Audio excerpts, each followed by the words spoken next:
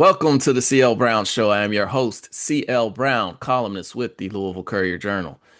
On this episode of the show, we have more football preview content, starting with Boston College head coach Bill O'Brien. Bill O'Brien will talk about the NFL's influence in the ACC and how college football also influences the concepts and what we see run on Sundays in the NFL. Clemson defensive lineman Peter Woods joins the show.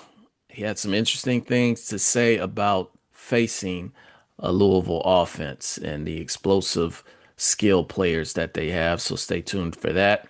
And we close out with former Kentucky linebacker, now Tulane head football coach Jon Sumrall.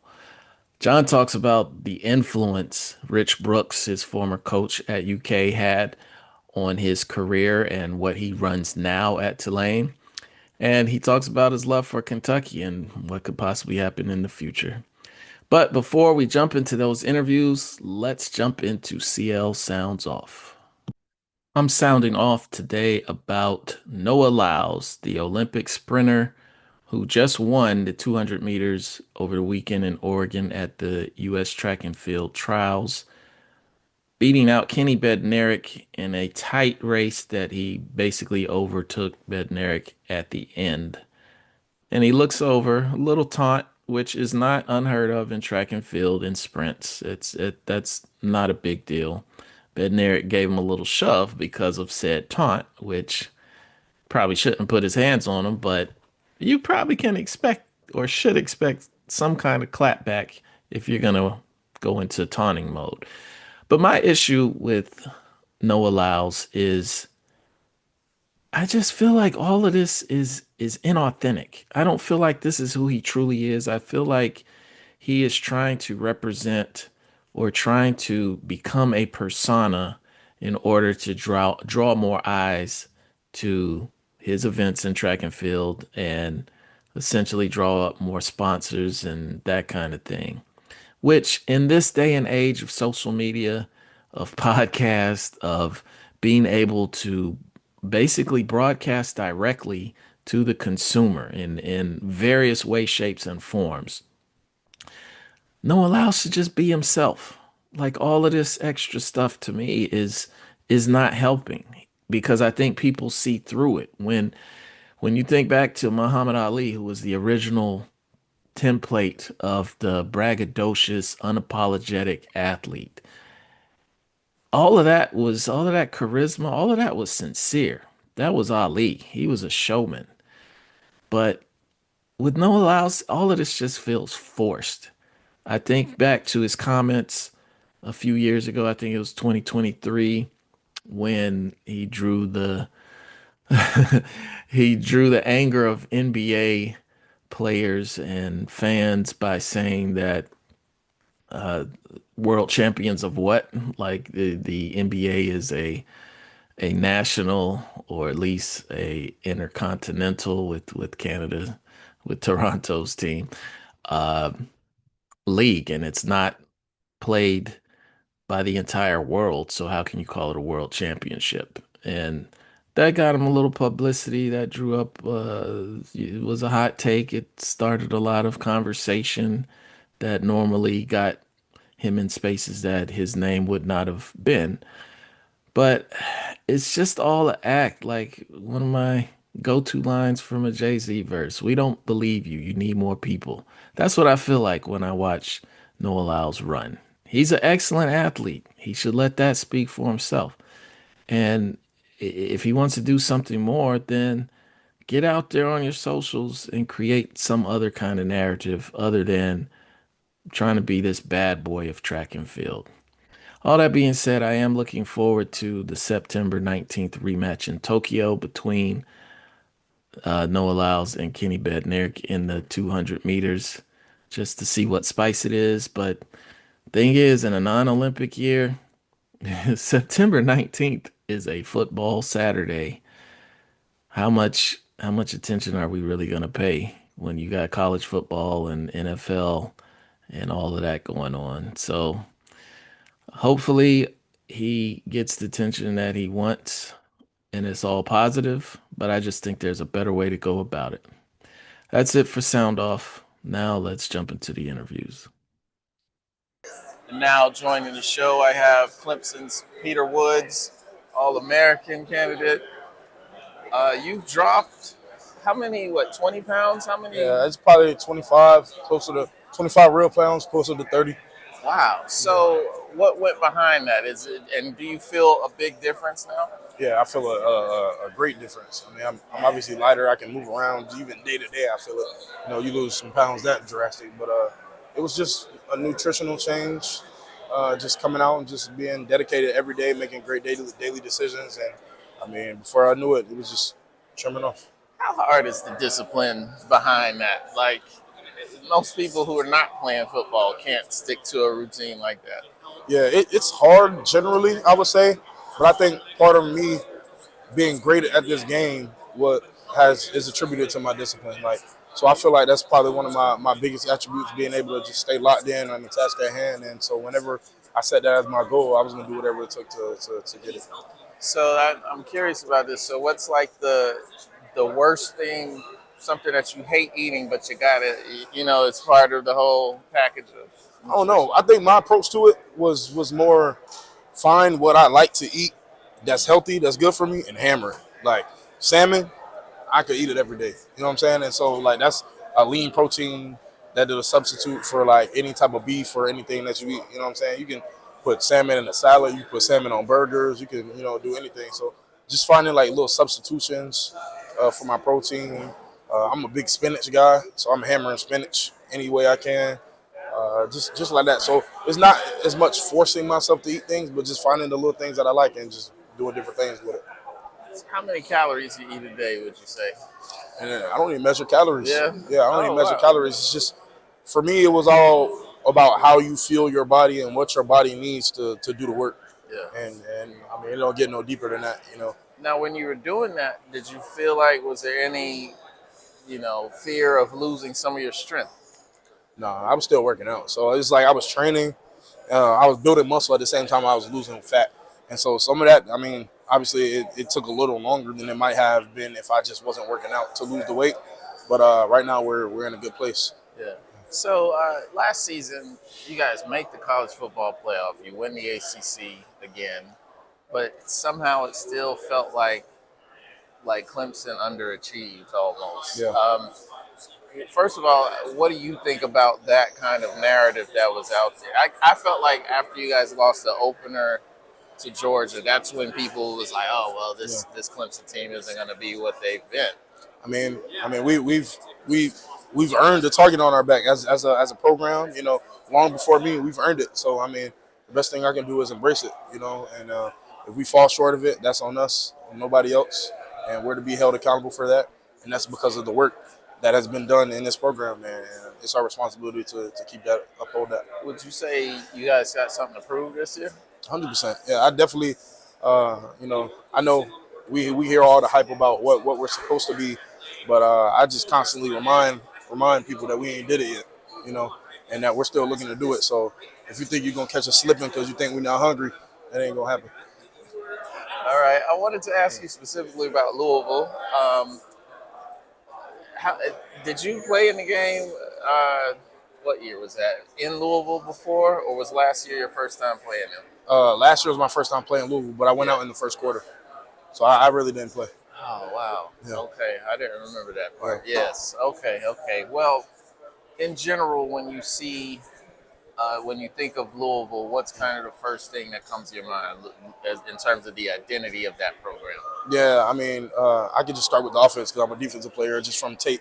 I think big, physical, has some physical guys up front. I think electric, the running back that they have, and Isaac Brown, young guy. I can just remember watching him on tape and just being like, wow, super great. I had a relationship with Ja'Cory Brooks, who was formerly at Alabama, that played receiver there. And I remember the quarterback that they had. Not really sure what their team looks like this year, but I'm very sure that they're going to have their ducks in a row and be ready. Yeah. Now, what is it like from a player's perspective because of the turnover from year to year? Like, you can't, even if you have the same opponent every year, you're like, I don't know exactly who I'm going against. Yeah. I mean, thankfully, most games that aren't the first game, we'll have some film on the team, and that's just usually how it goes. You just kind of treat it game to game. LSU will be a little different because, I mean, they have a lot of new returning players and stuff, and we'll put the pieces together. But at the end of the day, it's not really about what the other team does. It's how we perform and how we execute our game plan. And ultimately, no matter what they do, if we do what we're supposed to do, it'll work out. Now, mentioning LSU, there's always the narrative that the SEC is the best football in America as a conference. Yeah.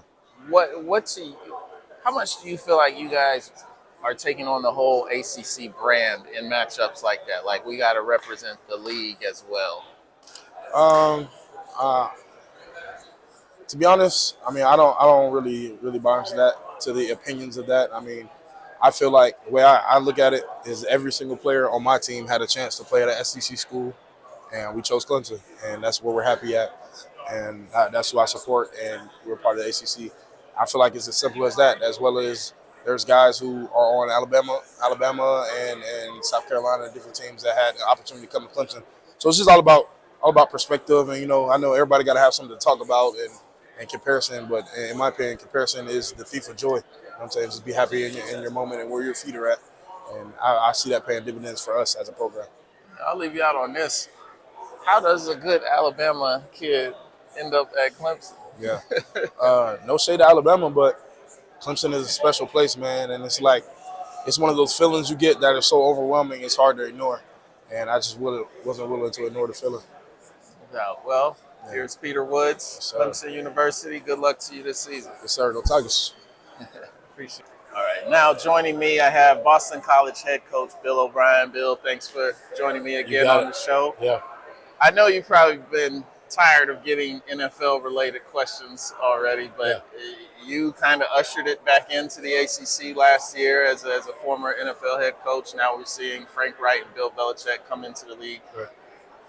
How do you feel like the NFL influence will trickle down into the ACC? I don't know. It's hard to tell. I think that obviously relative to NIL, there'll be an effect there, how different teams set up their quote-unquote salary cap. Recruiting might change a little bit, like relative to the types of players that, guys recruit, whether it's portal or high school recruiting, that emphasis. That could change. I know like some guys really are emphasizing the portal. We emphasize high school recruiting, and then we supplement with the portal. So I don't know. It'll be interesting. Time will tell on that, the influence of the NFL on the ACC. Now, I heard you mention kind of your NIL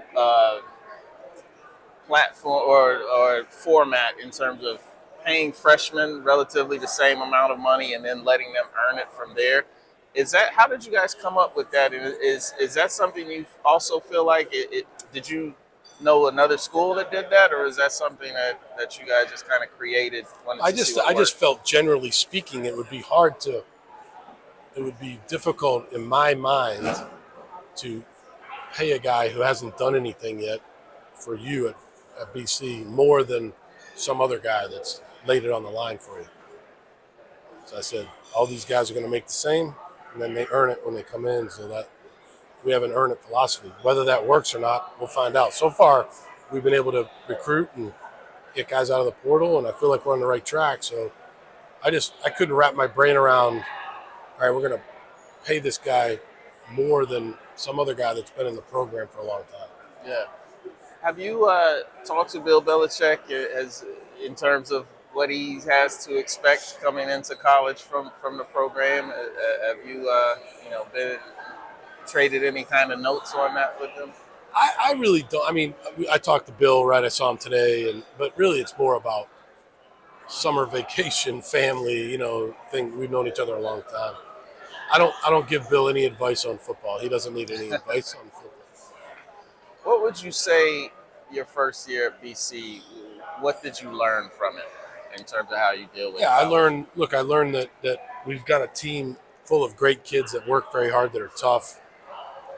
But I also learned that we have a slim margin of error, so we have to win the little things. We've got to punt the ball well. We've got to win the turnover battle. We have to win the penalty battle. We've got to win the situational football battle. We've got to eliminate bad football. Last year in the games that we lost, we turned it over too much, or we missed too many tackles, or we just have to be more consistently, fundamentally better than we were last year. Who would you say right now is leading the charge in terms of creativity and innovation in the game of football? Is it the college systems and concepts coming up with stuff that trickles up to the NFL, or is it still NFL setting the trend and colleges kind of using stuff that they see on That's a great Sundays? question. I think it's more college trickling up to the NFL. I think when you look at what the offenses in the NFL, some of them are doing now, whether it's Kansas City or Buffalo, and they got these great quarterbacks, and you see a lot of college type plays that they're running. And when I had Deshaun Watson in Houston, we ran a lot of the things he did at Clemson. So I think there's a little bit of a trickle up. There's still some things that the pros do. It's just a totally different game in the NFL, But so I see more college scheme in the NFL than I'd see NFL scheme in the college ranks. Yeah. With the money now that's in the college game and kind of the way the portal works and new rosters and that kind of thing, is it good? Does it make your job easier that it's almost like a professionalization of college sports and not just your job, but it will also work better for the kids as the ones who are able to make the NFL, like they get kind of used to what being a pro is? Yeah, I think there's something to that. I do think that it's very difficult to make the NFL. So I think if you have a chance to make money in college, you better, which we do, educate your team on how to save that money, how to invest that money, what's the proper way to spend that money. So I think there's a lot to that, though. Those guys that do go to the NFL, they will have experience on getting paid because they've already been paid in college. So I think it's more about these guys in college now knowing, from my experience, how difficult it is to make it in the NFL. What are you doing with this money that you have right now? How are you saving it? How are you investing it so that it can make money 10, 20 years from now? You got some good money in the bank. If I could make you czar of college football right now, in addition to Boston College head coach, what's the one rule change, or what's the one rule that I wouldn't say that I would have a specific rule change. It would be just more regulation relative to NIL. What is it? Is it what is the cap? Is there a I don't think anybody wants a union, but is there some type of a antitrust collective bargaining agreement? Can we all come together on that so that it's not like the Wild Wild West? I think knowledge of what guys are making at other places will be good. So you have a knowledge like you do in the NFL. You know what everybody's making in the NFL. In college, you have no idea. You can read about it on ESPN, but who knows if it's true or not. So I think those would be the types of things I'd try to implement. Yeah. Well, I can't let you go without talking about Louisville for a second. Yeah. It was an exciting game. You probably didn't think it was exciting. Great game. No, we got up in the game, and they came back. They did a great job. Quarterback did an awesome job. Coach Brom, got a lot of respect for him. They got a good team. It was a hell of a game.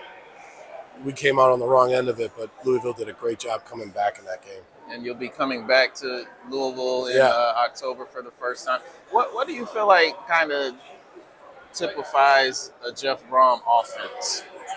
Well, I think he's a great passing game coach, and it's a very efficient passing game. It's good route running. It's good protection. It's very well coached, and then he'll hit you with the run. After he sets you up with a few passes, bang! All of a sudden he's going to hit you with the run. They got some good defensive linemen that were difficult to handle last year. So I think they're a really, really good program, a lot of good players, and a great coach. Yeah, and I'll leave it out on this. What do you feel like the identity of Boston College football is going to be this year? Look, I think in the end it's always going to be about running the football and playing good defense, right? Being able to stop the run the football. We've got to be better on special teams, like especially kicking the ball, punting the ball. But I think it's still going to be the identity is we're going to be a tough, smart, physical football team, and you're going to have to beat us, right? We're not going to beat ourselves. That's what I really want us to do. And now I have joining me on the show Tulane head football coach Jon Sumrall. Jon, thank you for joining me. Glad to be with you. Appreciate you having me. Yes, I want to start with your last name because I think a certain group of us who grew up watching John Madden and Pat Summerall do games, the inclination is just to say your name is Sumrall, but it's Sumrall. It is Sumrall, 2 syllables. I get asked that quite a bit. Believe it or not, that's everybody thinks because I'm in football that I have to be related to Pat Summerall. But it is Sumrall for sure. 2 syllables, a little bit shorter, a little bit more direct. Okay, but you're making a name for yourself just the same. I think you're kind of the hot coach right now. 2 years at Troy, 10+ wins both years. You come to Tulane. I know you said there's more work to do after just getting 9 wins, but I think it's the third time in the last 20+ years at Tulane that the program has reached 9 wins or more. So that's still saying a lot. Yeah, it's good. I mean, 9 wins isn't a bad year. You know, we went on a stretch in the middle of the year. We won 8 straight. We didn't start particularly well. We started 1-2. And then we didn't finish the right way. You know, we got a little bit, I think, distracted. I didn't do a great job as a leader of our program of maybe keeping guys focused on the task at hand and understanding the timing of when you deal with certain issues that may come up in your life or maybe what's next. And I'm proud of a lot of the accomplishments we made last year because there was a lot of turnover, staff turnover, roster turnover, a lot of things that were hard to deal with. But we left a lot out there. We didn't finish. We could have really gotten more meat off the bone, if you will, and that leaves maybe a bad taste in your mouth a little bit that we didn't quite sustain and finish the season the right way. But excited about what we're doing. I like the direction of our program. I think we're in a position where we can continue to have long-term success and grateful for the opportunity to come back and do it again this year. Yeah. How difficult is it? Like, I mean, Darian Mensah, starting quarterback last year, freshman. You figure I'm going to have him a few years. We can build off of this. And he enters the portal. Now he'll be at Duke. So it's like hitting the reset button and starting over. How difficult are those kind of transfers? Yeah, they're challenging. You know, the process is different than it's ever been before. You know, Commissioner Pernetti, Tim, he referenced this earlier about the portal window maybe moving to after all the games are played. That would be really nice so we could just finish the season properly. But you know, that's the world we live in. You have to adjust, you have to adapt, you have to evolve. You can evolve or die. And, you know, would love to have had Darian return. That would have been probably simpler and easier for us to manage and figure out the direction of our team as we approach this season coming up. But no longer with us. You know, it's crazy. A year ago this time, Darian was probably 3rd on the depth chart if you looked at how we were splitting reps on our team. And he elevated and had a really good, consistent training camp, so he became the guy. We've got a great quarterback competition moving forward with the guys we have on our team. I'm excited about seeing those guys go to work and embrace the competition with each other, not against each other, and seeing the direction things go. Yeah. What do you think it says about where you are as a coach and as a program at Tulane that you don't have a ton of stars returning, yet you guys are the preseason pick to win the league again? I mean, I feel like whatever league it's in, we do that with certain coaches and certain programs. We're not so much worried about what players he has. We know this guy is the head coach, so we're expecting them to play at a high standard. Yeah, well, I think people look at 2 things. Like you said, one, recent success. We've had a couple of good years in a row now at Tulane, 3. And then I think anytime you have a staff that's already in place, you know, there's several teams that new head coaches – we're already in place. Majority of our staff was there last year. So I think that continuity may breed confidence with certain people. And they also came from Troy. A lot of them were at Troy with me. Yeah, good number. And so I think that continuity on the staff may help some people feel like, oh, they're just going to keep being good. But the truth of it is you get what you earn. You got to go fight for it every day. And everybody's working extremely hard. This league's got a lot of great coaches and a lot of great players. And if we're not extremely prepared to be at our best every week, we'll get exposed. And so we've got to put the work in. We've got a lot of challenging games in front of us that we have to be prepared for.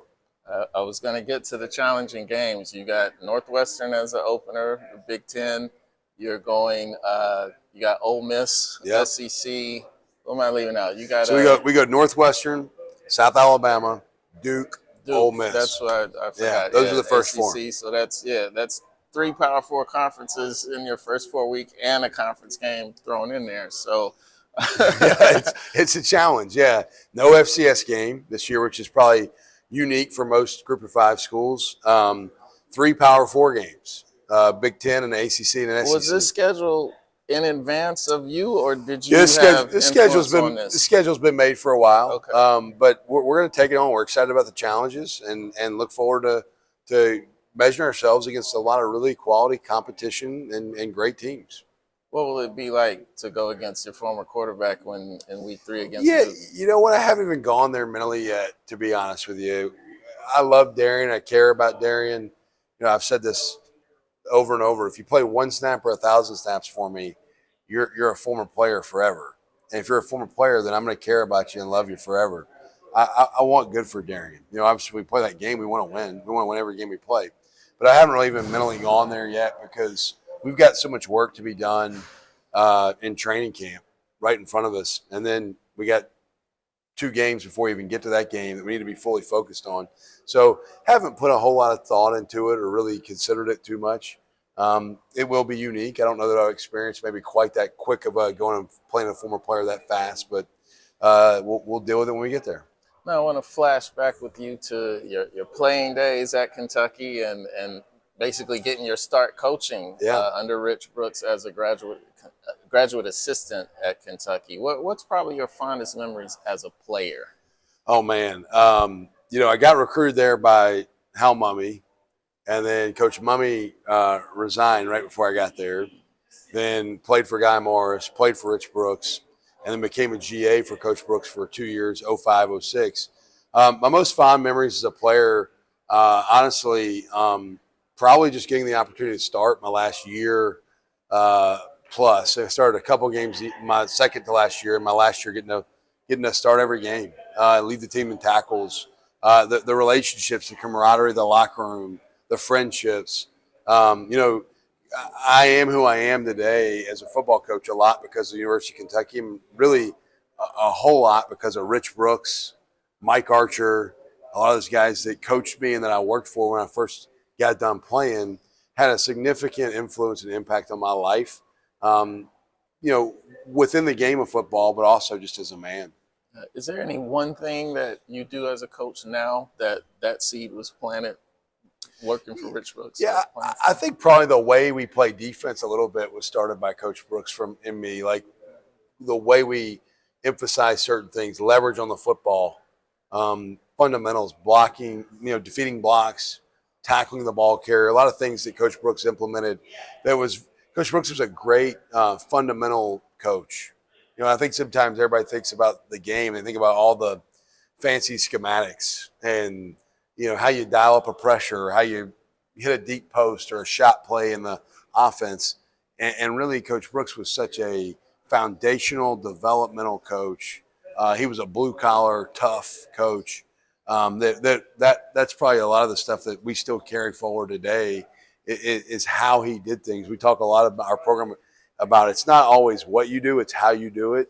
And a lot of the things that we do and how we do it comes from Coach Brooks. Yeah. Would you ever take Tulane to play UK? Would you ever want that game? We will play anyone, anytime, anywhere. Obviously, we're playing Ole Miss this year, Duke, Northwestern. Great competition is always fun. You know, I have nothing but tremendous respect for Kentucky. Coach Stoops, I worked for 3 years. I love Coach Stoops. Fantastic guy. Had a great impact on my career. And, yeah, we playing anywhere. We'll go anywhere and play. Yeah, I know how time gets tight during the season, but do you ever call those guys, like, you know, ask them for different certain opponents? During the season gets tighter. I talked to Mark a couple of times this offseason on the phone just to check in. I talked to Brad White, the defensive coordinator at Kentucky, quite a bit. We're very close. During the season, you're so just like the next game, the next week, and you got blinders on. So you don't really, during the season, talk to you guys quite as much unless they've played a common opponent that you're getting ready to play. Yeah. Well, I know you got a plane to catch to get out of here, so I appreciate you joining me. Jon Sumrall, Tulane football head coach. Thank you for joining. Thank you. Roll wave. That concludes another episode of the CL Brown Show. Thank you for tuning in. Please click on those follow buttons to subscribe to the podcast. Please leave 5-star reviews in the comment because we need more love in the world. And you can catch my columns, as always, at Courier-Journal.com. Or you can just sit back, relax, wait till a new episode drops on Wednesday. Thanks again for tuning in.